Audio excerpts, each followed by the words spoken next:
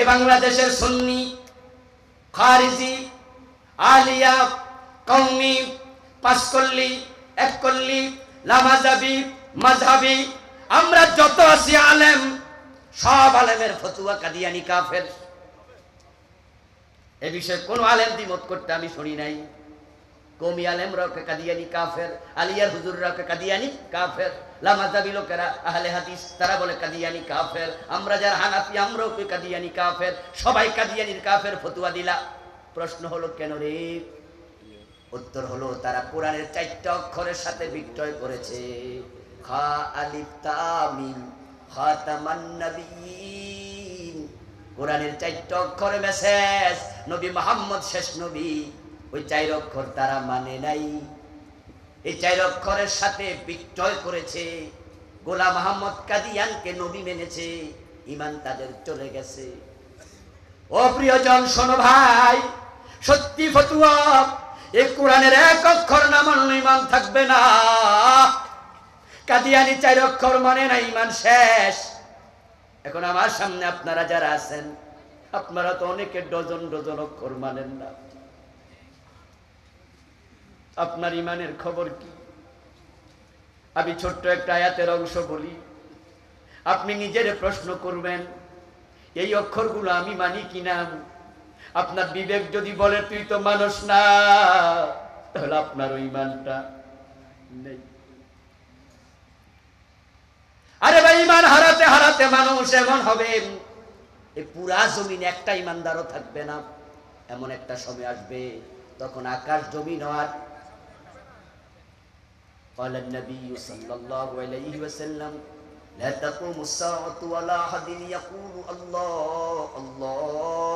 প্রিয় নবী বলছেন, যতদিন পর্যন্ত জমিনে আল্লাহ বলার মতো একজন লোক থাকবে ততদিন কিয়ামত হবে না। এবার আপনারা বলুন তো কিয়ামত হবে কিনা? আরে চুপ করে আছেন কেন? কিয়ামত হবে কিনা? তাহলে বোঝা যায় যেদিন হবে সেদিন ঈমানদার আর নাই। কিন্তু আপনাদের মতো এরকম টুপিওয়ালা দাড়িওয়ালা ঠিকই থাকবে, নামাজিও থাকবে। ইয়াজতামিউনা ফিল মাসাজিদ লাইসা ফীহি মুমিন, মসজিদে জমা হবে, ঈমানওয়ালা থাকবে না। ৭১ সনে এই দেশে মানুষ ছিল ৭.৫ কোটি, তার মাঝে ৫০ লাখ ধরেন কাফের, তাহলে মুসলমান কত কোটি? কত অঙ্ক জানেন না? এত সোজা অঙ্ক। মুসলমান কত কোটি? এখন মানুষ কত কোটি? প্রায় 18। 2 কোটি কাফের বাদ দেন, তাহলে মুসলমান কত কোটি? 10 বছর পরে এটা কমবে না বাড়বে? 20 বছর পরে তো একজন থাকলেও তো কিয়ামত হবে না। আমরা যেমনে বাড়তেছি কিয়ামত হইবটা কেমনে? এটা কোন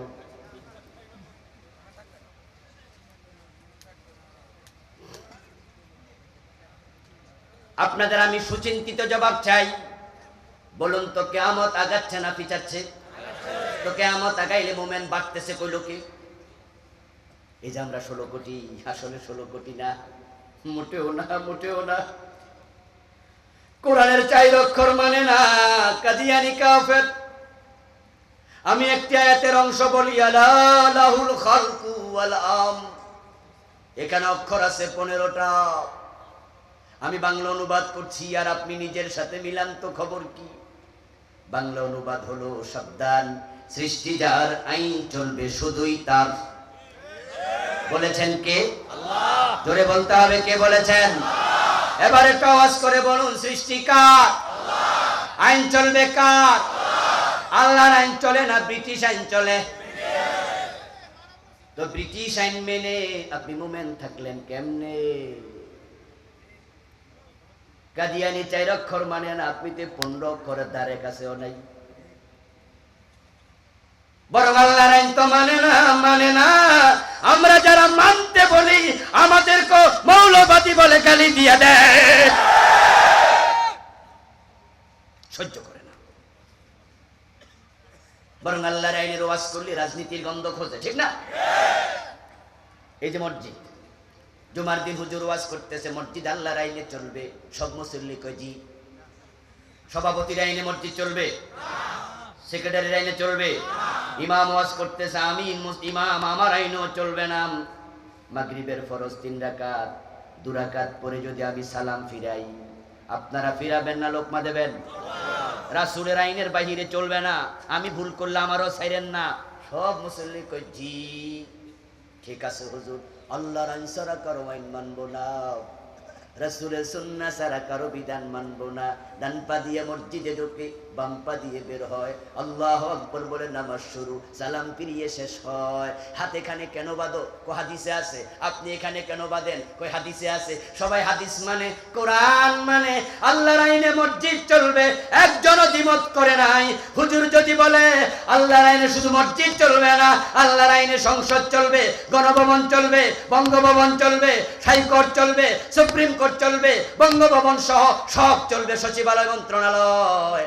এবার মুসল্লি 2 ভাগ হয়ে যাবে। যারা আপনাদের মতো আছে তারা বলবে জি, আর যারা একটু নেতা টাইপের আছে তারা মাথা নোমাইয়া কয় মনে মনে, হুজুর তো রাজনীতি শুরু করছে।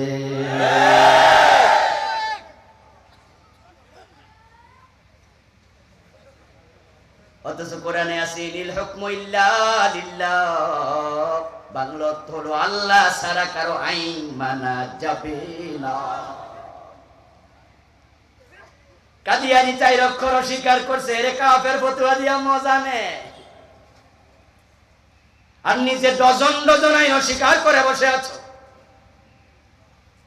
এজন্য আমি বলি 92% মুসলমান, এটা ভুল তথ্য, এটা মোটেও ঠিক নয়। এটা ভোটার লিস্টের মুসলমান, এটা কাজীর গরুর মতো, কেতাবে আছে গোয়ালে নাই। 92% লাগে না, শুধু 51% থাকলে অনেক আগে আল্লাহর কোরআনের আইন কায়েম হয়ে যেত।